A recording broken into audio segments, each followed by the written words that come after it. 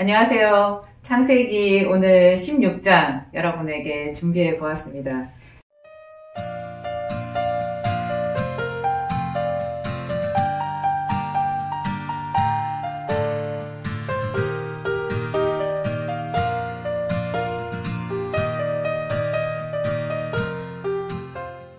창세기 16장은 제가 여자로서, 사모로서 어떤 목사님도 이야기해 주지 않는 그런 제 나름의 깊은 묵상이 있었던 곳이에요.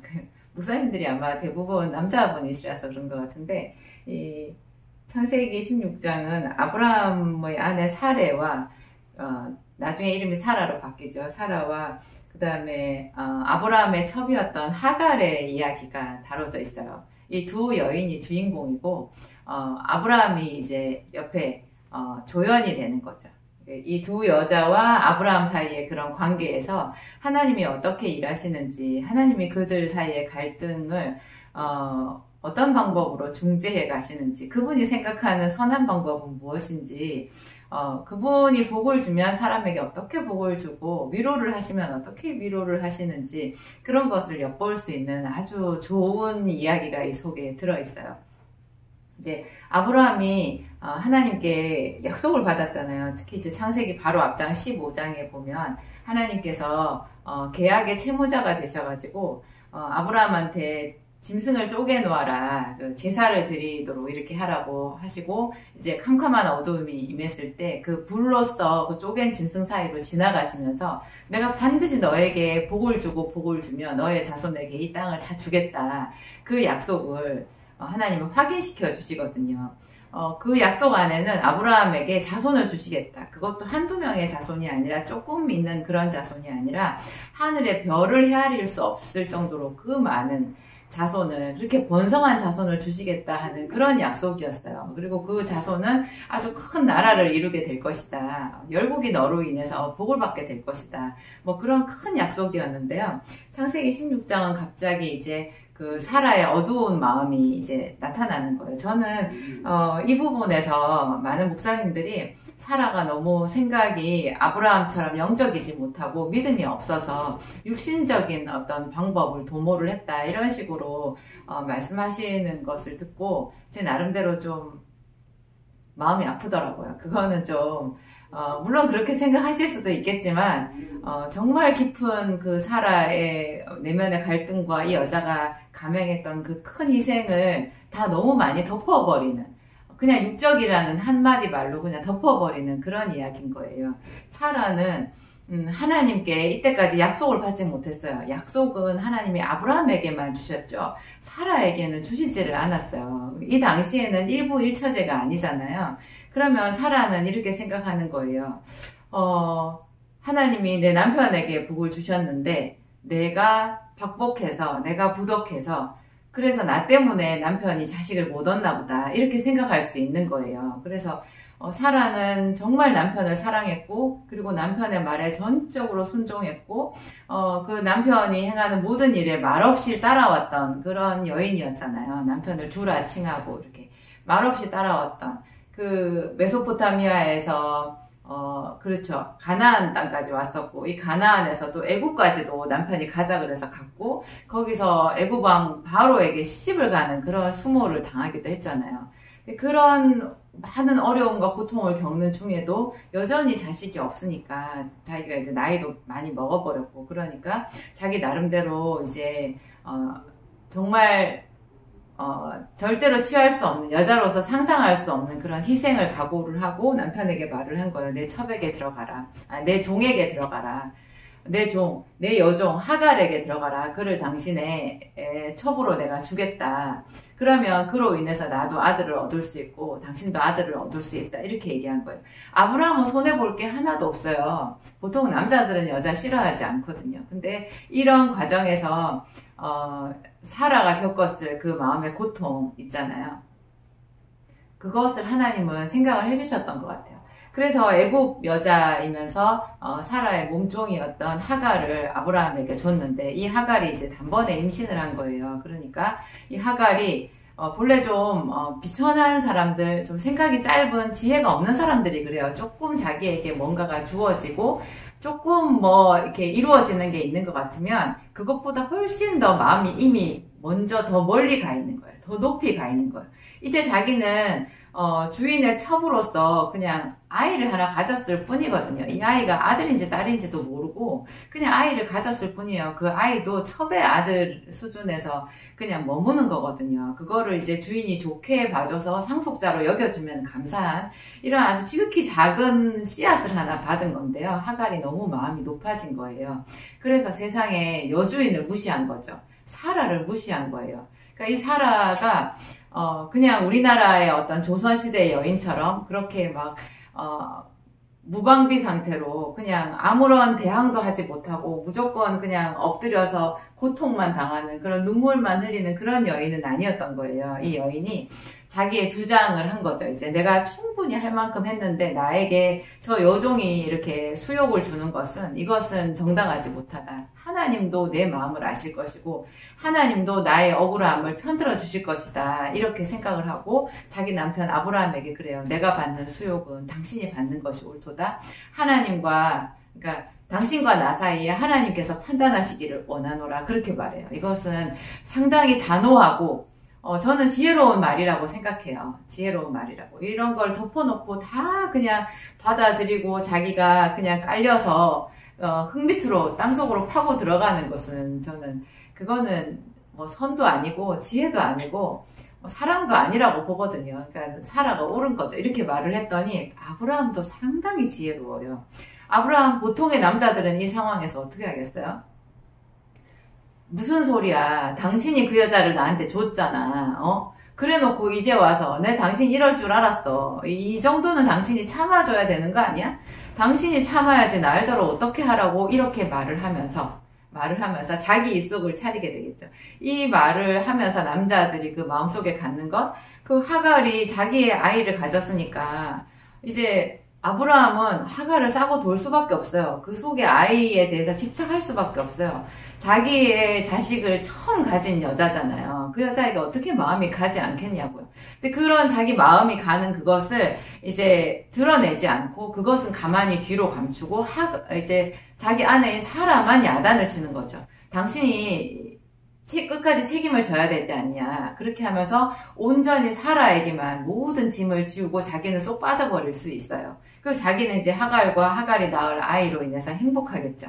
그런데 아브라함이 그렇게 하지 않았다라는 것이 이 아브라함의 어떤 그 심경, 그 사람이 보통 사람이 아니다라는 것을 우리가 알 수 있어요. 아브라함은 그냥 주저없이 이렇게 말해요. 그대의 여종이니 그대의 수하에 있다.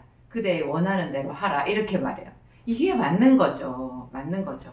아브라함이 속으로 굉장히 괴로웠을 거예요. 이것은 또 이 괴로움은 아브라함이 자기가 감당해야 되는 자기 몫인 거예요. 근데 우리는 자기 편한 거는 그냥 온전히 누리고요. 자기의 어떤 그 편한 것에 손해가 올 것 같으면 그냥 그런 것은 양보하지 않고 다른 사람한테 그냥 몽땅 뒤집어 씌우는 그런 이기적인 행동을 할 때가 많아요. 명분은 있죠. 명분은 있죠. 당신이 나한테 준 여자가 아니냐. 당신이 한 행동이 아니냐. 당신이 책임져라. 이렇게 사라에게 말할 수 있는데 그것은 사실 하나님이 보시기에도 옳지 않은 그 남자의 이기심이 되는 거죠. 그래서 여기에 아브라함은 말려 들어가지 않았고요. 그냥 자기의 몫은 자기가 진 거예요. 그래서 사라에게 하갈을 넘겨줬어요. 당신의 여종이니까 당신이 원하는 대로 하라. 그래서 사라가 하갈을 학대했죠. 학대라는 말을 뭐 여기서 너무 지나치게 생각하지는 않으셔도 될 것 같아요. 왜냐하면 그 뒤에 하갈이 도망가가지고 이 광야에서 헤맬 때 여호와의 사자를 만나잖아요. 드디어 하나님이 이 가정에 이 갈등에 짠 하고 개입하신 거예요. 나타나신 거예요.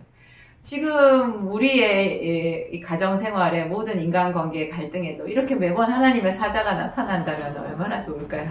그런 생각이 들었어요. 우리에게는 성령이 있으니까 하나님께 성령을 힘입어서 지혜를 구하면 되겠죠. 뭐 그렇기는 해요. 근데 이 하나님의 사자가 이제 하나님의 뜻을 말씀을 해주시잖아요. 그것이 하나님의 사랑, 하나님께서 결국 하갈도 하나님을 믿지는 않은 이방 여인이지만 하나님이 그 여자도 홀대하시지 않는 거예요. 그리고 아브라함의 그 자식을 태중에 잉태한 그런 여인이잖아요. 이 여인에게도 하나님이 이 여인이 누릴 복을 주세요. 그리고 그 여인의 아들, 아브라함의 아들에게도 비록 하나님의 약속의 자녀는 아니고 육신을 통해서 태어난 그런 자녀이지만 이게 나중에 신약성경 갈라디아서에 하갈이 낳은 아들 이스마엘과 나중에 이제 하나님께서 약속을 통해 주신 사라가 낳을 이삭에 대하여서 분명하게 대비시켜서 말씀하는 부분이 있어요. 근데 그 부분에 또 너무 집착해서 하갈과 하갈이 낳은 이스마엘을 그냥 뭉개버릴 그런 우는 범하지 않으셨으면 좋겠어요. 분명히 하나님은 이스마엘도 사랑하시고 하갈도 존중하시는 거예요. 그러면서 하나님이 하갈에게 하시는 말씀이 네 여종에게 가서 그 수하에 복종하라 그래요. 복종하라. 이것이 또 정답 아니겠어요? 그러니까 하갈이 자기가 임신함을 알고 자기의 주인인 사라에게 대들고 그에게 방자하게 구른 것은 분명히 하나님 보시기에도 옳지 못한 죄였던 거예요. 이 상하관계 이거 하나님께서 만드신 질서거든요. 오늘날에도 신분 제도는 없지만 분명히 계층이 있어요. 그리고 고용주가 있고 고용된 사람이 있고 사장이 있고 직원이 있고 또 남편이 있고 아내가 있고 부모가 있고 자식이 있는 거잖아요. 계급은 없지만 이런 지위가 분명히 있고요. 하나님은 부자도 만드셨고 가난한 사람도 만드셨어요. 부자도 가난한 자를 무시할 수 없지만 가난한 자도 부자를 적대하면 안 돼요. 부자는 부자가 될 만한 이유가 있는 거예요.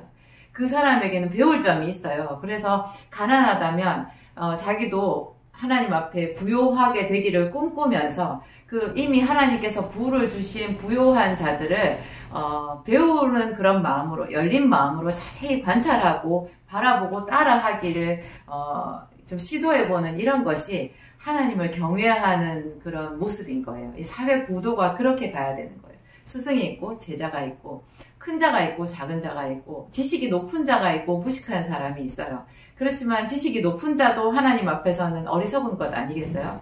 그래서 항상 겸손해야 되고 지식이 없는 사람도 자기의 무식함을 자랑할 필요는 없어요. 항상 겸손하게 조금이라도 더 배우는 마음으로 열린 마음으로 뭔가를 주변 사람들에게서 배우고 열심히 살아가려고 하는 그런 열정이 필요한 거죠. 하여튼 하나님은 한 가장이었던 아브람 그리고 그의 아내였던 사라의 고통을 생각해 주셨어요.